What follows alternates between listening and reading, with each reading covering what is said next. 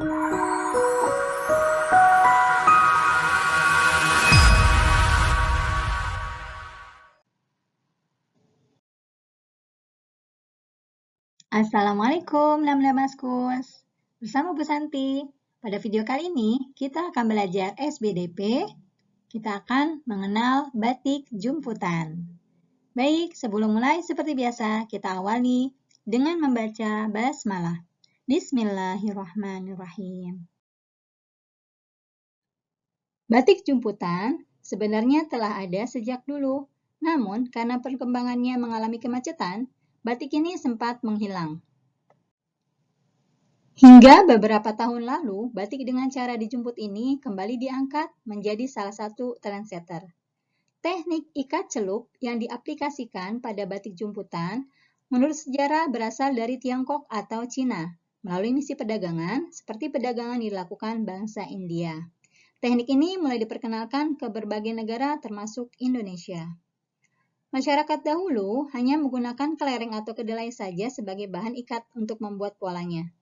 Teknik perwarnaannya juga masih terbatas. Berbeda dengan saat ini, di mana perkembangan teknologi telah berjalan pesat, berbagai motif batik jumputan dapat dibuat dengan beragam media. Proses pembuatan batik jumputan juga tidak membutuhkan malam, layaknya batik pada umumnya. Untuk mendapatkan berbagai warna pada kain, hanya dibutuhkan teknik pengikatan yang dengan media dan benang khusus. Kemudian dilakukan tahap pewarnaan. Nah, selanjutnya kita akan mencoba melihat apa saja bahan-bahan yang diperlukan untuk membuat batik jumputan ini.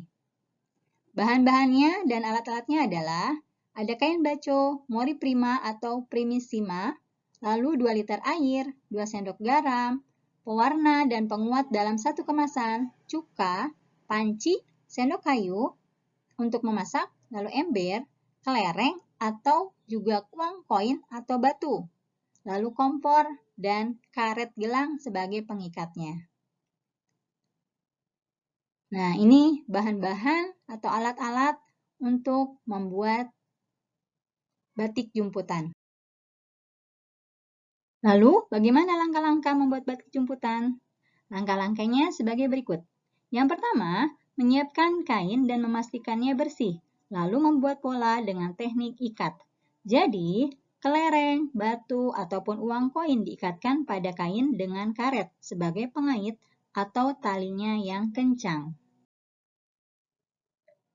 Kemudian, nyalakan kompor dan rebuslah air menggunakan panci yang telah disediakan. Tunggulah sampai mendidih. Setelah mendidih, barulah masukkan pewarna dan penguat warna yang telah disiapkan. Mengapa harus menggunakan air mendidih? Agar perpaduan dan kombinasi warna pada batik jumputan dapat lebih awet. Setelah itu, masukkan garam ke dalam air yang telah diberi warna tersebut, aduk rata. Nah, siapkan kain yang telah didesain ikatan-ikatan pola, basahi kain tersebut dengan air bersih biasa. Lalu celupkan kain tersebut ke dalam pewarna, ulangi berkali-kali sampai memperoleh warna yang diinginkan. Masukkan kain tersebut ke dalam cairan pewarna, sambil terus diaduk dan dilakukan pewarna tersebut dilakukan kurang lebih selama 20 menit. Jika lebih dari satu warna, lakukan kembali pembuatan pola atau desain. Ulangi langkah pencelupan hingga warna yang diinginkan muncul. Lalu angkat kain yang telah mengalami proses pewarnaan. Kemudian bilaslah dengan air bersih dengan suhu normal, tidak terlalu dingin dan tidak terlalu panas.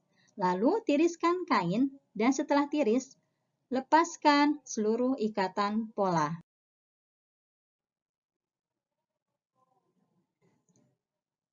Setelah seluruh ikatan terlepas, keringkan kain sampai benar-benar kering. Ingat, jangan keringkan kain jumputan di bawah sinar matahari langsung. Setelah kain kering, barulah cukup disetrika dan siap diproduksi menjadi berbagai model busana. Nah, demikian materi SBDP pada hari ini tentang batik jumputan. Semoga dengan mengenal batik jumputan ini, kita menjadi semakin bangga dengan budaya negara kita Indonesia. Dan semoga kita juga dapat melestarikannya. Demikian teman-teman, Bu Santi mohon maaf bila ada salah. Kita akhiri dengan mengucap hamdalah. Alhamdulillah. Terima kasih teman-teman. Sampai jumpa lagi insya Allah. Wassalamualaikum warahmatullahi wabarakatuh.